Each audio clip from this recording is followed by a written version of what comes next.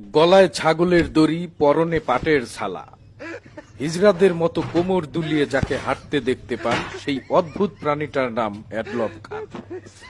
নামের দুটি অংশ দেখে বোঝার উপায় নেই প্রাণীটা মুসলিম নাকি অন্য কিছু, কারণ খান শব্দটা মুসলিম বংশীয় বোঝায় আর অ্যাডলফ শব্দটা খ্রিস্টান বা অন্য ধর্মীয় বোঝায়। সুতরাং আসলে সে কোন ধর্মের তা বুঝতে দেহ থেকে কাপড় সরিয়ে পরীক্ষা করা ব্যতীত সেকেন্ড কোনো অপশন নাই। এখন কাজের কথা কই। সৌন্দর্যের সংজ্ঞা বদলে দিয়েছে প্রাণী জগতের আবাল পশুরা। চেহারা নাই, সুরত নাই, পুরুষ না মহিলা বোঝার কোনো উপায় নেই, তবুও সে দেশের সবচেয়ে সুদর্শন পুরুষ হিসেবে পুরস্কার পেয়ে গেছে। অবিশ্বাস্য হলেও সত্যি, এই অদ্ভুত জীবটার নাম অ্যাডলফ খান।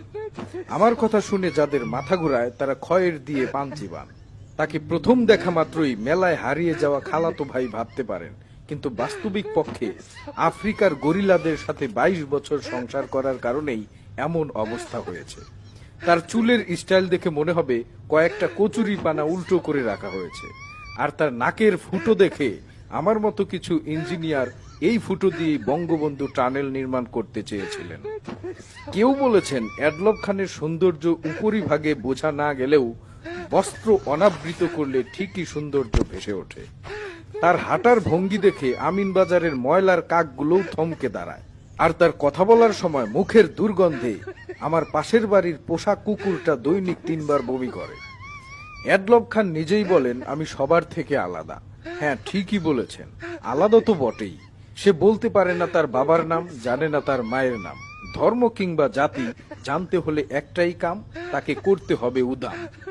এই বিচিত্র প্রাণীকে সুদর্শন পুরুষের পুরস্কার দেওয়ায় শাকিব খান, জায়েদ খান আর হিরো আলম গং 3 দিন যাবৎ হাগু চেপে ধরে দরজার খিল লাগিয়ে বসে আছেন, লজ্জায় বাইরে বের হতে পারছেন না।